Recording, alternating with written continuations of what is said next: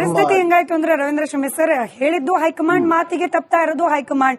So ಇದ್ರ ಫಲಿತಾಂಶ ಏನಾಗುತ್ತೆ, ಪರಿಣಾಮ ಏನಾಗುತ್ತೆ? ಡಿ ಕೆ ಶಿವಕುಮಾರ್ ಅವರು ಅವ್ರ ಮಾತಿನಲ್ಲಿ ವ್ಯಕ್ತವಾಗ್ತಾ ಇರುವಂತಹ ಒಂದ್ ರೀತಿ ಶಸ್ತ್ರತ್ಯಾಗ ಮಾಡಿರೋ ರೀತಿಯ ಭಾವನೆಗಳು, ಇದೆಲ್ಲ ಮುಂದೇನ್ ಪರಿಣಾಮ? ಇಷ್ಟೇನಾ ಹಾಗಾದ್ರೆ ಡಿ ಕೆ ಶಿವಕುಮಾರ್ ಅವರು ಹೈಕಮಾಂಡ್ ಅಪಾಯಿಂಟ್ಮೆಂಟ್ ಕೊಡ್ತಾ ಇಲ್ಲ, ನನ್ಗೇನು ಸಂದೇಶ ಕೊಡ್ತಿಲ್ಲ, ಐ ವಿಲ್ ಸಿಟ್ ಕ್ವೈಟ್ಲಿ, ಹಿಂಗ್ ನಿರ್ಧಾರ ಮಾಡ್ಲಿಕ್ಕೆ ಸಾಧ್ಯನಾ ಅಂತ?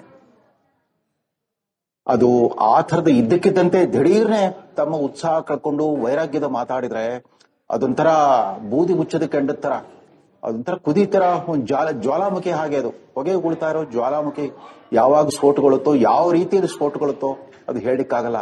ನಾನು ಮೊದಲಿಂದ ಈ ಚರ್ಚೆ ಶುರುವಾದಾಗಿಂದ ಹೇಳ್ತಾ ಬಂದಿದ್ದೀನಿ, ಯಾವಾಗ ಕರ್ನಾಟಕ ಮೂಲದ ನಾಯಕರು ಅಖಿಲ ಭಾರತ ಕಾಂಗ್ರೆಸ್ ಅಧ್ಯಕ್ಷ ಆಗಿರ್ತಾರೋ, ಯಾವಾಗ ರಾಜ್ಯ ಮಟ್ಟದಲ್ಲಿ ಇಬ್ಬರು ದಿಗ್ಗಜಗಳ ನಡುವೆ ಸಂಘರ್ಷ ನಡೆಯುತ್ತೋ, ಅವಾಗೆಲ್ಲ ಅಖಿಲ ಭಾರತ ಮಟ್ಟದಲ್ಲೇ ಕಾಂಗ್ರೆಸ್ ಒಡೆದು ಹೋಗ್ಬಿಟ್ಟಿದೆ, ಅಥವಾ ಕರ್ನಾಟಕ ಮಟ್ಟದಲ್ಲಿ ಕಾಂಗ್ರೆಸ್ ಹೋಳಾಗ್ಬಿಟ್ಟಿದೆ. ಅದು ದೇವರಾಜ ಅರಸರ ಕಾಲದಲ್ಲಾಯ್ತು, ಗುಂಡೂರಾಯರ್ಗೂ ಆಯ್ತು, ಬಂಗಾರಪ್ಪನವ್ರಿಗೂ ಆಗಿತ್ತು, ಮತ್ತೆ ಅದೇ ಸನ್ನಿವೇಶ ಎದುರಾಗ್ತಿದೆ ಅಂತ ಕಾಣುತ್ತೆ. ಅದರಲ್ಲಿ ನೋಡಿ, ಅಖಿಲ ಭಾರತ ಕಾಂಗ್ರೆಸ್ ಚುನಾಯಿತರ ಅಧ್ಯಕ್ಷರಾಗಿರೋ ಹಿರಿಯ ನಾಯಕ ಮಲ್ಲಿಕಾರ್ಜುನ್ ಖರ್ಗೆ ಅವರು ಒಂದ್ ತಿಂಗಳ ಹಿಂದೆ ಏನ್ ಹೇಳಿದ್ರು, ನನ್ನ ಕೈಯಲ್ಲಿ ಏನೂ ಇಲ್ಲ, ಎಲ್ಲ ಹೈಕಮಾಂಡ್ ತೀರ್ಮಾನಿಸಬೇಕು ಅಂತ ಹೇಳಿದ್ರು. ವಾಪಸ್ ಬಂದವರೆ 3 ದಿನಗಳಿಂದ ಏನ್ ಹೇಳ್ತಾರೆ, ಹೈಕಮಾಂಡ್ ಕೈಯಲ್ಲಿ ಏನೂ ಇಲ್ಲ, ಇದು ಲೋಕಲ್ ಅಂತ. ಮೋದಿ ಅವ್ರು ಹೇಳ್ತಿರ್ತಾರಲ್ಲ, ವೋಕಲ್ ಫಾರ್ ಗ್ಲೋಬಲ್ ಅಂತ, ಅದೇ ತರ ಲೋಕಲ್ ಫಾರ್ ನ್ಯಾಷನಲ್ ಅಂತ ಅಂದ್ಬಿಟ್ಟು ಇವ್ರು ಶುರು ಮಾಡ್ಬಿಟ್ಟಿದ್ದಾರೆ ಖರ್ಗೆ ಅವರು. ಹೀಗೆ ಹೈಕಮಾಂಡ್ ಒಂದು ಸುಸ್ಥಿರ ಮನಸ್ಥಿತಿಯಿಂದ ಯಾವುದೇ ತರದ ತೀರ್ಮಾನಗಳನ್ನು ಕೈಗೊಳ್ತಾ ಇಲ್ಲ. ಇಲ್ಲಿನ ಪ್ರಾದೇಶಿಕ ನಾಯಕರ ನಡುವೆ ಪರಸ್ಪರ ಈ ತರ ಪೈಪೋಟಿಯನ್ನ ಉತ್ತೇಜಿಸ್ಬಿಟ್ಟು ತಾವೇ ಕುಮ್ಮಕ್ ಕೊಟ್ರು.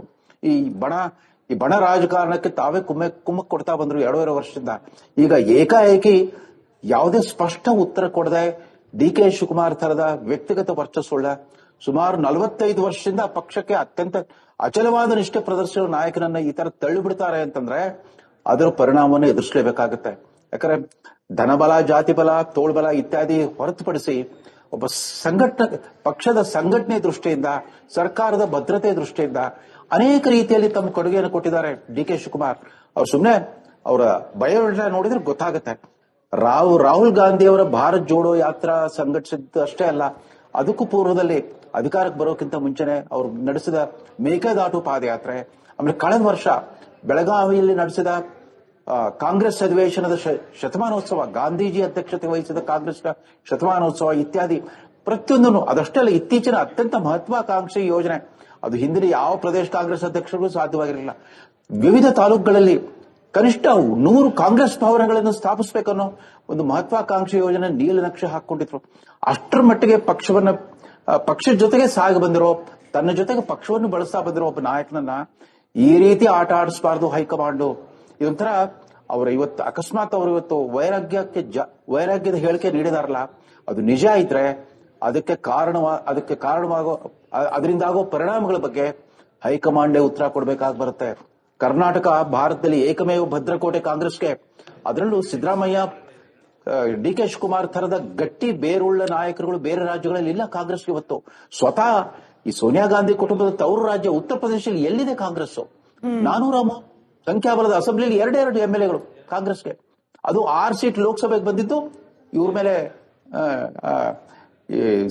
ಸಮಾಜವಾದಿ ಪಕ್ಷದ ಅಖಿಲೇಶ್ ಯಾದವ್ ಬೆನ್ನೇರ್ ಬಿಟ್ಟು ಸವಾರಿ ಮಾಡಿದ್ರಿಂದ 6 ಸೀಟ್ ಆದ್ರೂ ಬಂತು.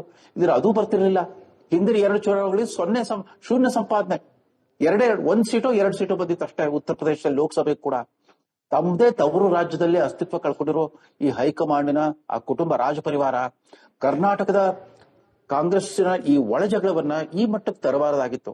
ತಂದ ಮೇಲೆ ಎಲ್ರಿಗೂ ಸಮಾಧಾನಕರವಾದ ಒಂದು ಪರಿಹಾರವನ್ನಾದ್ರೂ ಸೂಚಿಸಬಹುದಾಗಿತ್ತು. ಪರಿಸ್ಥಿತಿ ಹೆಂಗಾಯ್ತು ಅಂದ್ರೆ ರವೀಂದ್ರ ಶಮಿ ಸರ್ ಹೇಳಿದ್ದು ಹೈಕಮಾಂಡ್ ಮಾತಿಗೆ ತಪ್ತಾ ಇರೋದು ಹೈಕಮಾಂಡ್. ಸೊ ಇದ್ರ ಫಲಿತಾಂಶ ಏನಾಗುತ್ತೆ, ಪರಿಣಾಮ ಏನಾಗುತ್ತೆ? ಡಿ ಕೆ ಶಿವಕುಮಾರ್ ಅವರು ಅವ್ರ ಮಾತಿನಲ್ಲಿ ವ್ಯಕ್ತವಾಗ್ತಾ ಇರುವಂತಹ ಒಂದ್ ರೀತಿ ಶಸ್ತ್ರತ್ಯಾಗ ಮಾಡಿರೋ ರೀತಿಯ ಭಾವನೆಗಳು, ಇದೆಲ್ಲ ಮುಂದೇನ್ ಪರಿಣಾಮ? ಇಷ್ಟೇನಾ ಹಾಗಾದ್ರೆ ಡಿ ಕೆ ಶಿವಕುಮಾರ್ ಅವರು ಹೈಕಮಾಂಡ್ ಅಪಾಯಿಂಟ್ಮೆಂಟ್ ಕೊಡ್ತಾ ಇಲ್ಲ, ನನ್ಗೇನು ಸಂದೇಶ ಕೊಡ್ತಿಲ್ಲ, ಐ ವಿಲ್ ಸಿಟ್ ಕ್ವೈಟ್ಲಿ, ಹಿಂಗ್ ನಿರ್ಧಾರ ಮಾಡ್ಲಿಕ್ಕೆ ಸಾಧ್ಯನಾ ಅಂತ? ಅದು ಆ ಥರದ ಇದ್ದಕ್ಕಿದ್ದಂತೆ ದಿಢೀರ್ನೆ ತಮ್ಮ ಉತ್ಸಾಹ ಕಳ್ಕೊಂಡು ವೈರಾಗ್ಯದ ಮಾತಾಡಿದ್ರೆ ಅದೊಂಥರ ಬೂದಿ ಮುಚ್ಚದ ಕೆಂಡದ ತರ, ಅದೊಂಥರ ಕುದಿತರ ಒಂದು ಜ್ವಾಲಾಮುಖಿ ಹಾಗೆ. ಅದು ಹೊಗೆ ಉಗುಳ್ತಾ ಇರೋ ಜ್ವಾಲಾಮುಖಿ ಯಾವಾಗ ಸ್ಫೋಟಗೊಳ್ಳುತ್ತೋ, ಯಾವ ರೀತಿಯಲ್ಲಿ ಸ್ಫೋಟಗೊಳ್ಳುತ್ತೋ ಅದು ಹೇಳಿಕ್ಕಾಗಲ್ಲ.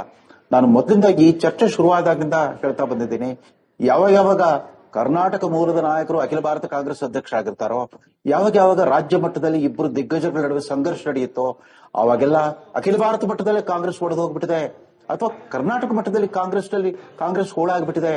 ಅದು ದೇವರಾಜ ಅರಸರ ಕಾಲದಲ್ಲಿ ಆಯ್ತು, ಗುಂಡೂರಾಯರ್ಗೂ ಆಯ್ತು, ಬಂಗಾರಪ್ಪನವ್ರಿಗೂ ಆಗಿತ್ತು. ಮತ್ತೆ ಅದೇ ಸನ್ನಿವೇಶ ಎದುರಾಗ್ತಿದೆ ಅಂತ ಕಾಣುತ್ತೆ. ಅದರಲ್ಲಿ ನೋಡಿ, ಅಖಿಲ ಭಾರತ ಕಾಂಗ್ರೆಸ್ ಚುನಾಯಿತರ ಅಧ್ಯಕ್ಷರಾಗಿರೋ ಹಿರಿಯ ನಾಯಕ ಮಲ್ಲಿಕಾರ್ಜುನ್ ಖರ್ಗೆ ಅವರು ಒಂದ್ ತಿಂಗಳ ಹಿಂದೆ ಏನ್ ಹೇಳಿದ್ರು, ನನ್ನ ಕೈಯಲ್ಲಿ ಏನೂ ಇಲ್ಲ, ಎಲ್ಲ ಹೈಕಮಾಂಡ್ ತೀರ್ಮಾನಿಸಬೇಕು ಅಂತ ಹೇಳಿದ್ರು. ವಾಪಸ್ ಬಂದವರೆ 3 ದಿನಗಳಿಂದ ಏನ್ ಹೇಳ್ತಾರೆ, ಹೈಕಮಾಂಡ್ ಕೈಯಲ್ಲಿ ಏನೂ ಇಲ್ಲ, ಇದು ಲೋಕಲ್ ಅಂತ. ಮೋದಿ ಅವ್ರು ಹೇಳ್ತಿರ್ತಾರಲ್ಲ, ವೋಕಲ್ ಫಾರ್ ಗ್ಲೋಬಲ್ ಅಂತ, ಅದೇ ತರ ಲೋಕಲ್ ಫಾರ್ ನ್ಯಾಷನಲ್ ಅಂತ ಅಂದ್ಬಿಟ್ಟು ಇವ್ರು ಶುರು ಮಾಡ್ಬಿಟ್ಟಿದ್ದಾರೆ ಖರ್ಗೆ ಅವರು. ಹೀಗೆ ಹೈಕಮಾಂಡ್ ಒಂದು ಸುಸ್ಥಿರ ಮನಸ್ಥಿತಿಯಿಂದ ಯಾವುದೇ ತರದ ತೀರ್ಮಾನಗಳನ್ನು ಕೈಗೊಳ್ತಾ ಇಲ್ಲ. ಇಲ್ಲಿನ ಪ್ರಾದೇಶಿಕ ನಾಯಕರ ನಡುವೆ ಪರಸ್ಪರ ಈ ತರ ಪೈಪೋಟಿಯನ್ನ ಉತ್ತೇಜಿಸ್ಬಿಟ್ಟು ತಾವೇ ಕುಮ್ಮಕ್ ಕೊಟ್ರು. ಈ ಬಣ ರಾಜಕಾರಣಕ್ಕೆ ತಾವೇ ಕುಮ್ಮಕ್ ಕೊಡ್ತಾ ಬಂದ್ರು 2.5 ವರ್ಷದಿಂದ.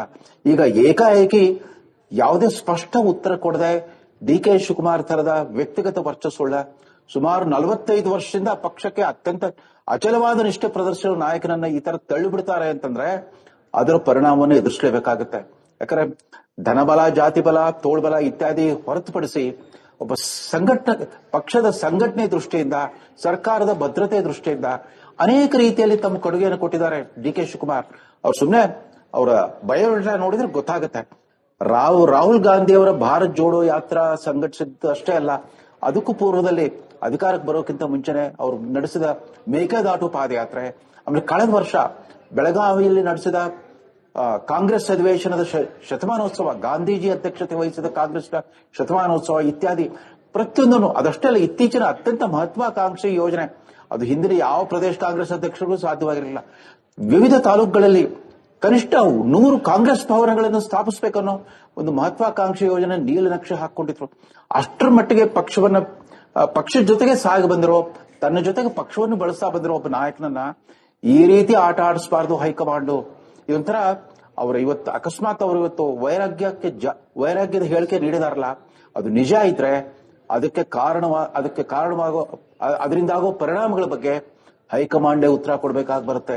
ಕರ್ನಾಟಕ ಭಾರತದಲ್ಲಿ ಏಕಮೇವ ಭದ್ರಕೋಟೆ ಕಾಂಗ್ರೆಸ್ಗೆ, ಅದರಲ್ಲೂ ಸಿದ್ದರಾಮಯ್ಯ, ಡಿ.ಕೆ. ಶಿವಕುಮಾರ್ ತರದ ಗಟ್ಟಿ ಬೇರುಳ್ಳ ನಾಯಕರುಗಳು ಬೇರೆ ರಾಜ್ಯಗಳಲ್ಲಿ ಇಲ್ಲ ಕಾಂಗ್ರೆಸ್ಗೆ. ಇವತ್ತು ಸ್ವತಃ ಈ ಸೋನಿಯಾ ಗಾಂಧಿ ಕುಟುಂಬದ ತವರು ರಾಜ್ಯ ಉತ್ತರ ಪ್ರದೇಶದಲ್ಲಿ ಎಲ್ಲಿದೆ ಕಾಂಗ್ರೆಸ್? 400 ಸಂಖ್ಯಾಬಲದ ಅಸೆಂಬ್ಲಿಯಲ್ಲಿ 2 MLAಗಳು ಕಾಂಗ್ರೆಸ್ಗೆ. ಅದು 6 ಸೀಟ್ ಲೋಕಸಭೆಗೆ ಬಂದಿದ್ದು. ಇವ್ರ ಮೇಲೆ ಸಮಾಜವಾದಿ ಪಕ್ಷದ ಅಖಿಲೇಶ್ ಯಾದವ್ ಬೆನ್ನೇರ್ ಬಿಟ್ಟು ಸವಾರಿ ಮಾಡಿದ್ರಿಂದ 6 ಸೀಟ್ ಆದ್ರೂ ಬಂತು. ಅದು ಬರ್ತಿರ್ಲಿಲ್ಲ. ಹಿಂದಿನ 2 ಚುನಾವಣೆಗಳಲ್ಲಿ 0 ಸಂಪಾದನೆ, 1 ಸೀಟು 2 ಸೀಟು ಬಂದಿತ್ತು ಅಷ್ಟೇ. ಉತ್ತರ ಪ್ರದೇಶದಲ್ಲಿ ಲೋಕಸಭೆ ಕೂಡ ತಮ್ಮದೇ ತವರು ರಾಜ್ಯದಲ್ಲಿ ಅಸ್ತಿತ್ವ ಕಳ್ಕೊಂಡಿರೋ ಈ ಹೈಕಮಾಂಡಿನ ಆ ಕುಟುಂಬ ರಾಜಪರಿವಾರ ಕರ್ನಾಟಕದ ಕಾಂಗ್ರೆಸ್ಸಿನ ಈ ಒಳ ಜಗಳವನ್ನ ಈ ಮಟ್ಟಕ್ಕೆ ತರಬಾರದಾಗಿತ್ತು. ತಂದ ಮೇಲೆ